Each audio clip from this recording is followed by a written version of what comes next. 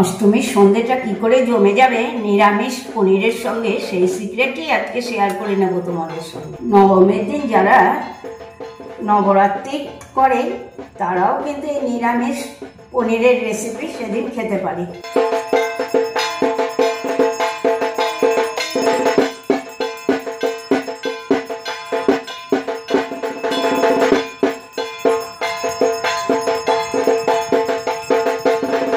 শুভ অষ্টমী বন্ধুরা, তোমরা সবাই ভালো আছো তো? আজকে নিয়ে এসেছি মহা অষ্টমীর দারুণ একটা রেসিপি, পনির রেসিপি।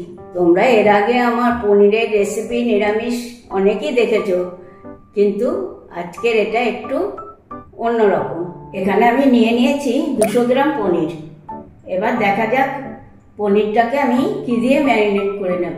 পনিরটা আমি ম্যারিনেট করার জন্য আমি একটা কাচের বোল নিয়ে নিলাম।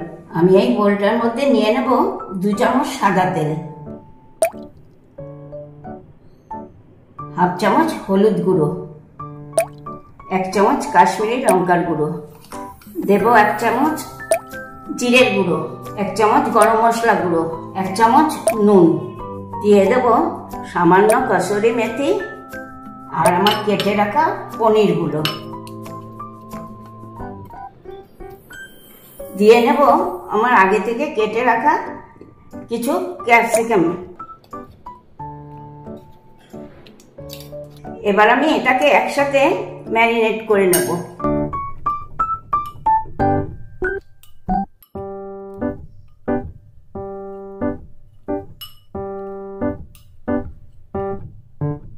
এটা আমি ম্যারিনেট করা অবস্থায় 10 মিনিট রেখে দেবো। আমি এখানে নিয়ে নিয়েছি 50 গ্রাম মতন টক দই। এর মধ্যে নিয়ে নেব একটু হলুদ গুঁড়ো, 1 চামচ কাশ্মীরি লঙ্কার গুঁড়ো। এবার এটাকে আমি একসাথে মিশিয়ে নেব।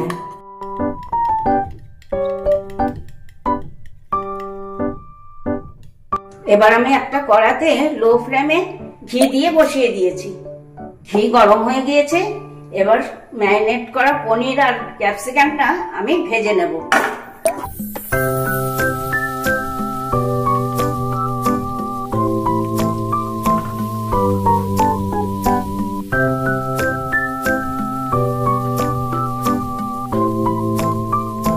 এই দেখো পনিরগুলো ভাজা হয়ে গিয়েছে। এবার আমি একটা পাত্রে তুলে নেব।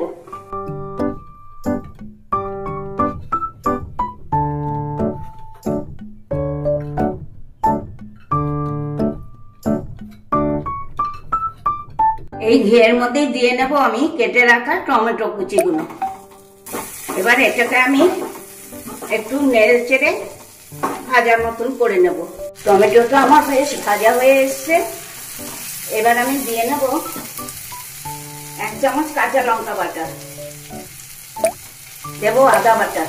এবার এটাকে আমি দুবার নেড়ে নেব।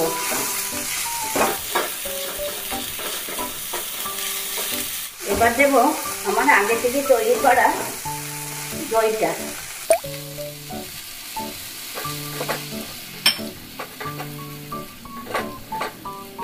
এবার আমি দেব আগে থেকে বেটে রাখা কাজু আর একটু পোস্ত বাটা। এটাকে দিয়ে এবার আমি খুব ভালো করে নাড়াচাড়া করে নেব।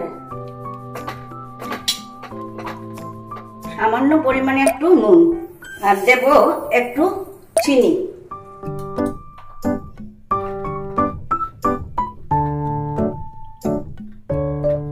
তোমরা এটা কিন্তু লো ফ্লেমেই করবে, কেননা যেহেতু দইটা পড়ে গেছে, দই দেওয়ার পর এটা নিচে ধরে যাওয়ার সম্ভাবনা থাকে। মশলাটা একটু কষানো হয়ে গেলেই দিয়ে দিতে হবে আগে থেকে ভেজে রাখা পনিরগুলো।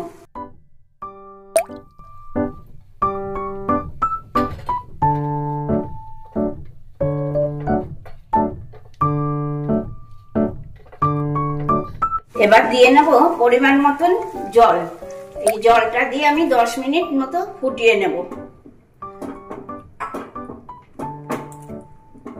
এই দেখো পনিরটা হয়ে এসেছে।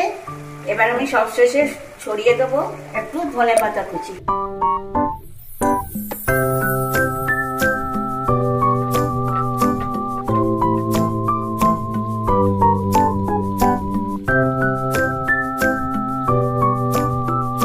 এই দেখো, হয়ে গেল আমার নিরামিষ দিনে দুর্দান্ত পনির রেসিপি। এই নিরামিষ পনিরের সাথে লুচি, পরোটা, রুটি সবই কিন্তু বেশ জমে যায়। মহাষ্টমীর দিন এই নিরামিষ পনিরের রেসিপিটা তোমাদের কেমন লাগলো? ফেসবুক, ইউটিউবে একটা লাইক, একটু কমেন্ট করে আমাকে জানিও প্লিজ।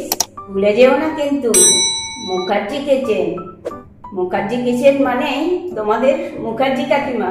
যদি আজকের ভিডিওটা ভালো লেগে থাকে তাহলে কিন্তু প্রচুর প্রচুর শেয়ার চাই। তাহলে আজকে আসি, টাটা, বাই বাই। তোমরা সবাই ভালো থেকো, সুস্থ থেকো, আর পুজোতে খুব এনজয় করো।